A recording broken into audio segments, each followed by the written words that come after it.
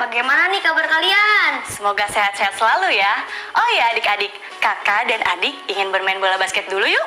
Ayo kak main bola basket.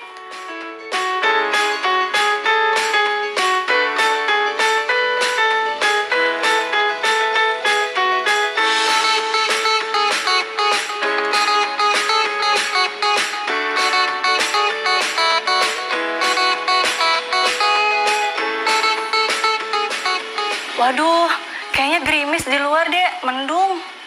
Iya nih kak. Baiklah kalau begitu. Kakak jadi punya pertanyaan nih untuk adik-adik. Bagaimana iklim di tempat tinggalmu sekarang? Apakah sama seperti orang tuamu atau walimu saat kecil dulu? Dan apa perubahannya? Siapkan buku latihan kalian ya. Terus gimana kak? Main bola basketnya nanti dulu ya. Kita duduk-duduk aja dulu yuk. Ya udah deh kak.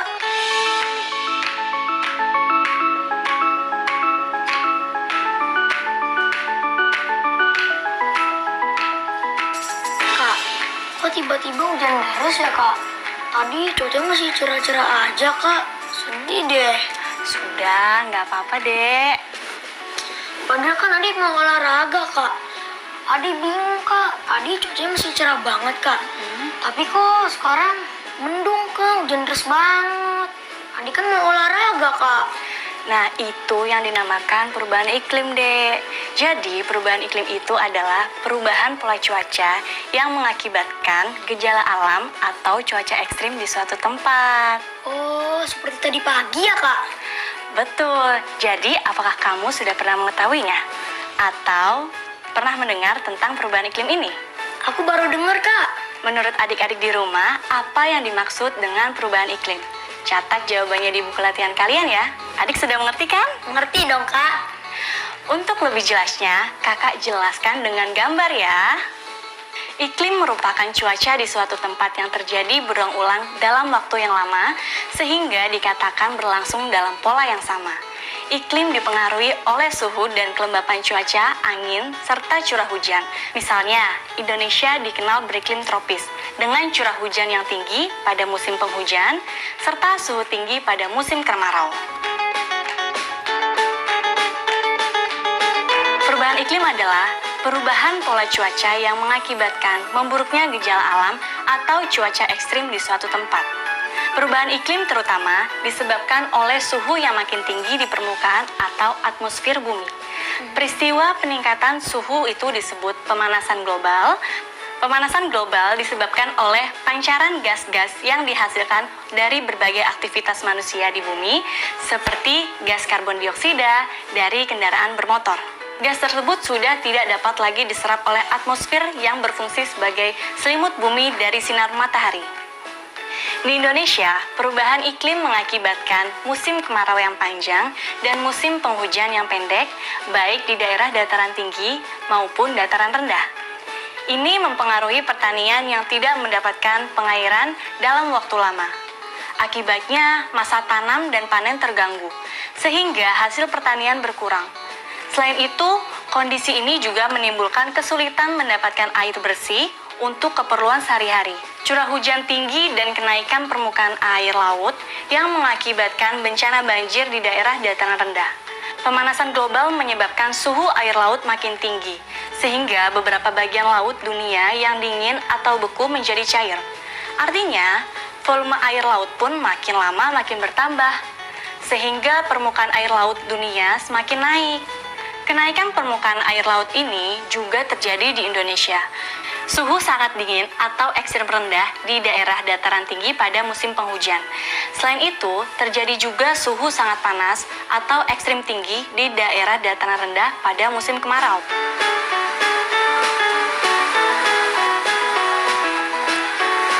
Gimana dek, sudah paham kan? Paham kak. Tapi sih aku baru sadar kak kalau efeknya sebesar ini ya. Nah, karena kamu sudah paham, kamu pasti bisa deh menjawab pertanyaan kakak. Oke kak, aku udah siap nih. Pertanyaan pertama, jelaskan tentang iklim yang baru kamu pelajari. Jawabannya? Iklim adalah cuaca di suatu tempat kak, yang terjadi berulang-ulang dalam waktu lama, sehingga dikatakan berlangsung dalam pola yang sama kak. Yap, Yap, betul sekali.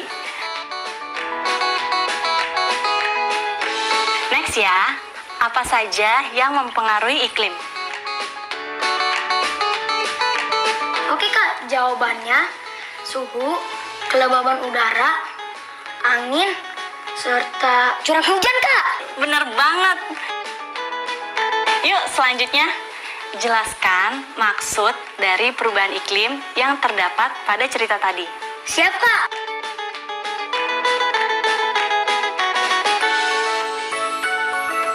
Udah nih, jawabannya? Perubahan pola cuaca yang mengakibatkan memburuknya gejala alam Kak, atau cuaca ekstrim di suatu tempat Kak. Betul sekali, 100 buat adik. Yes, 100, yes. Nah, buat pertanyaan selanjutnya, kalian bisa menjawab sendiri-sendiri ya. Tulis di buku latihan kalian dan mintalah anggota keluargamu untuk memeriksanya.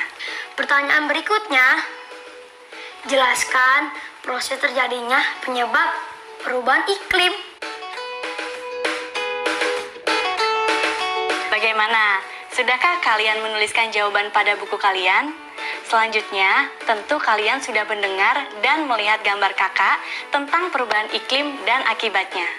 Oh iya Kak, aku juga punya tugas untuk menyebutkan persamaan dan perbedaan akibat perubahan iklim di dataran tinggi dan di dataran rendah Kak. Yuk teman-teman, kita buat tugas dalam bentuk tabel. Yuk! Yuk adik-adik! Wah, seru sekali ya apa yang kita pelajari hari ini. Nah, tadi adik-adik sudah banyak mendengar istilah cuaca, iklim, dan sebagainya. Untuk lebih menguatkan pemahaman kalian, yuk kita simak lagi penjelasan istilah-istilah ini.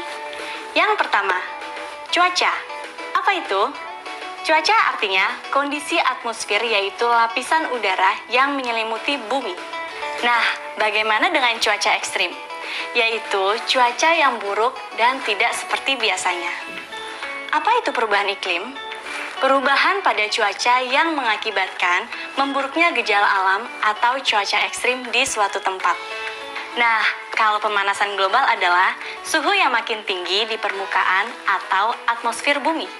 Sementara itu, kenaikan permukaan air laut artinya peristiwa bertambahnya volume air laut akibat es yang mencair di beberapa bagian laut di dunia. Halo adik-adik, waktunya bermain games ya. Bermain games, asik Kak. Tapi game apa Kak? Oke, jadi hari ini akan bermain menebak pertanyaan-pertanyaan dari kakak.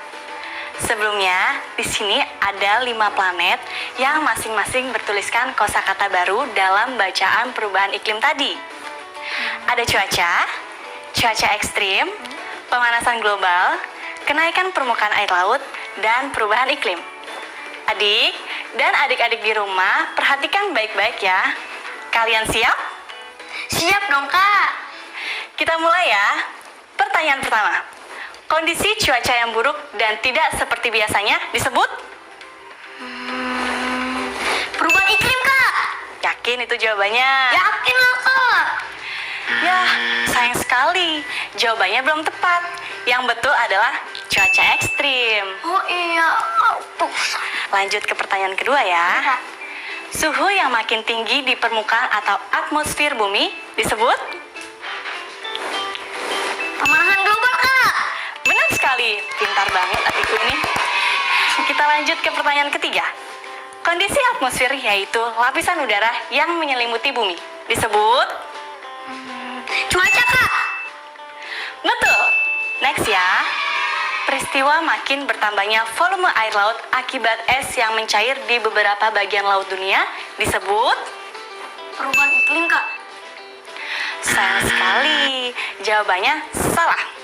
Jawabannya yang benar adalah kenaikan permukaan air laut.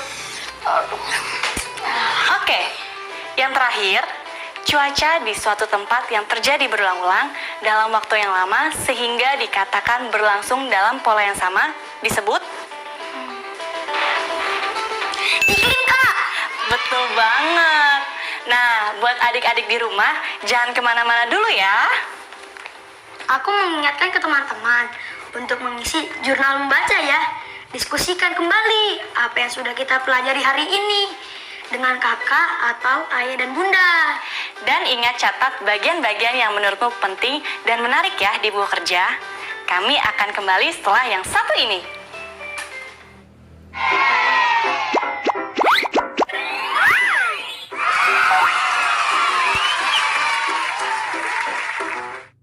Halo teman-teman, kembali lagi bersama aku di sini. Perhatikan gambar berikut ini ya. Pohon cendana A tumbuh 9 meter. Pohon cendana B 12 meter. Cendana C 6 meter. Cendana D 3 meter. Dan yang terakhir, cendana E 15 meter. Cendana adalah salah satu contoh tanaman di Indonesia yang terancam punah karena perubahan iklim. Berikut ini akan disajikan beberapa data yang berkait dengan tinggi pohon cendana. Siapkan buku latihanmu dan jawab pertanyaan berikut ini ya. Pohon cendana manakah yang paling tinggi?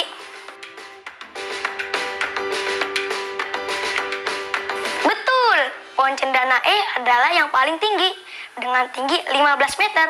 Selanjutnya, urutkan tinggi pohon cendana mulai dari yang paling tinggi ke yang paling pendek. Waktunya habis. Jawabannya adalah cendana E, cendana B, cendana.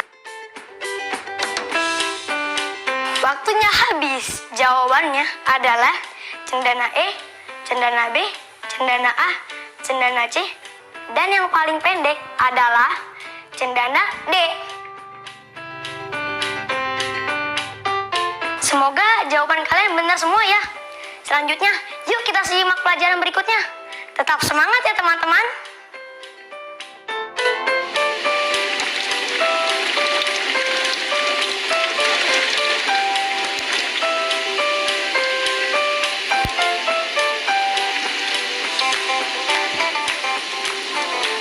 Dek, jangan sedih ya. Hujan gak selalu buruk kok. Aku gak sedih sih kak, aku cuma kecewa aja. Hehe. Itu sama aja, Dek. Oh, sama ya kak. Emang kalau fungsi hujan buat apa sih kak? Bukannya kalau terlalu lebat bisa membahayakan ya kak? Tanaman dapat asupan air sehingga mereka bisa tumbuh dengan baik, Dek. Oh gitu kak. Apakah kamu merasakan panas teriknya cuaca beberapa tahun terakhir ini?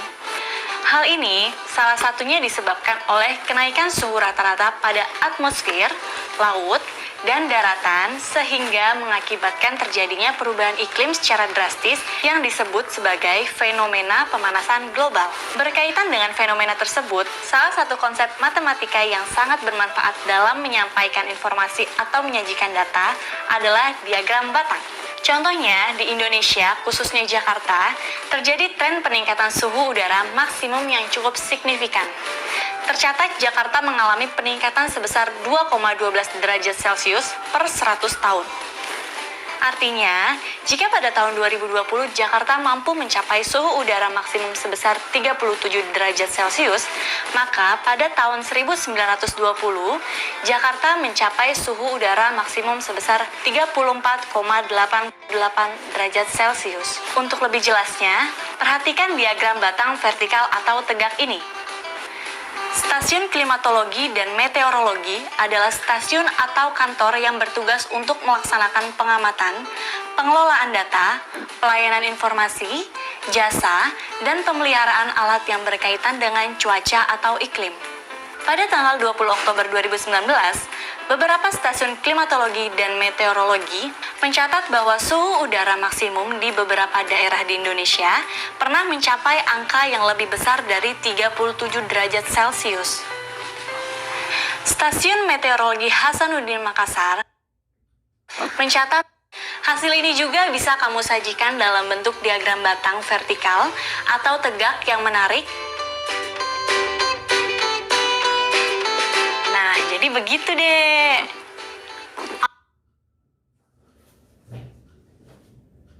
Aku udah ngerti pan kak. Lebih panas berarti dong kak. Pasti akan lebih panas deh kalau manusia tidak mau menjaga lingkungannya, melakukan penghijauan, dan tidak peduli terhadap lingkungan. Nggak kebayang kak, panasnya seperti apa ya kak? Maka dari itu, kita harus berusaha bersama-sama menjaga bumi kita. Kalau bumi kita rusak, kita tinggal di mana? Oh iya ya kak. Mulai sekarang aku mau bantu bumi biar makin sehat kak dan bersih. Betul itu, Dek. Contohnya nih, suhu udara yang kita rasakan tiap tahun pasti berbeda-beda dan beberapa tahun terakhir itu panas banget. Nah, adik-adik di rumah, coba bayangkan, bagaimana ya kira-kira perubahan suhu untuk 100 tahun yang akan datang? Apa yang akan kamu lakukan? Dan bagaimana pula cara mengantisipasinya? Coba adik-adik diskusikan dengan ayah bunda di rumah ya. Nah, ada beberapa cara yang bisa kamu lakukan untuk mengurangi pemanasan global. Misalnya, dengan menggunakan angkutan umum, menghemat energi listrik, mengurangi konsumsi daging, dan mendaur ulang sampah. Kalau daur ulang sampah, buat apa sih kak? Mengurangi sampah dapat mengurangi resiko banjir besar, Dek. Menurut buku yang kakak baca, fenomena pemanasan global adalah salah satu ancaman yang munculnya perubahan-perubahan lain, seperti naiknya permukaan air laut dan meningkatnya intensitas fenomena cuaca yang ekstrim. Gitu kak. Serem banget ya kak. Coba nanti kalau ayah sudah pulang, kamu tanyakan deh sama ayah. Kira-kira dulu saat ayah masih kecil, suhu udaranya sama tidak dengan suhu udara sekarang? Oke kak, nanti aku catat di buku. Kak, suhu zaman sekarang sama zaman dulu lebih panasan suhu zaman sekarang ya kak? Betul kan kak? Betul. Dan jangan lupa tanyakan ke ayah, mengapa suhu udara tersebut itu berbeda. Nanti ayah pulang aku tanya deh kak. Sip. Nah, selanjutnya kamu bisa membuat diagram batang dari tabel suhu udara kota Jakarta ya, Dek. Caranya gimana kak? Misalnya nih, pagi hari suhunya 25 derajat Celcius dan siang hari suhunya 35 derajat Celcius. Yang pertama dilakukan adalah membuat dua buah garis siku yang saling tegak seperti ini ya. Kemudian buatlah label pada garis vertikal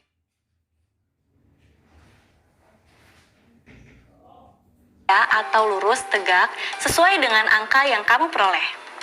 Di sini kita ada angka 25 dan 35, sehingga kamu bisa menuliskan angka 35 di bagian atas dari garis vertikal yang ini, lalu bisa kamu tulis kelipatan 10 atau 5-nya ke bawah.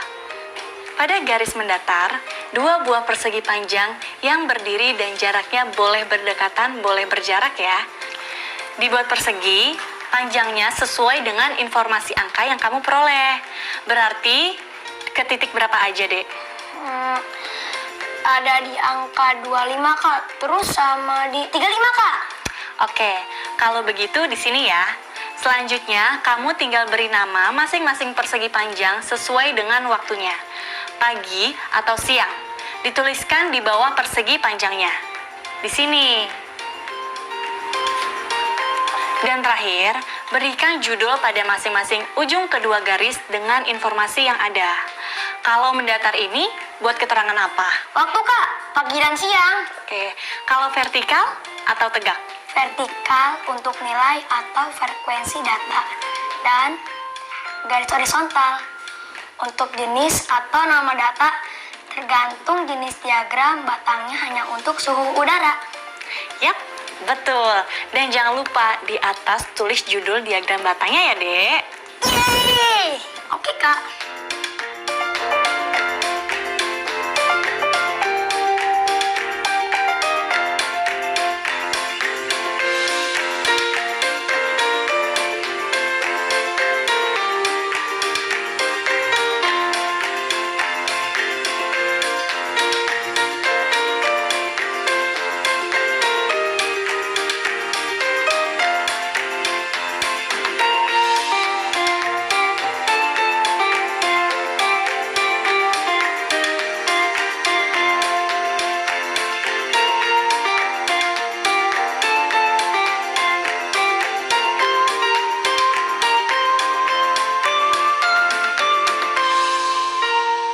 Papua adalah salah satu daerah di Indonesia yang mengalami perbedaan suhu udara yang cukup signifikan antara satu kota dengan kota yang lain. Suatu kota akan terasa lebih panas daripada kota yang lain atau sebaliknya terasa lebih dingin. Sebagai contoh, Tabel di bawah ini memperlihatkan rata-rata suhu udara pada bulan Oktober 2020 untuk beberapa daerah di Papua.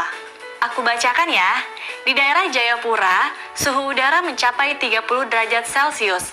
Karabuga mencapai 15 derajat Celcius dan Sentani 25 derajat Celcius.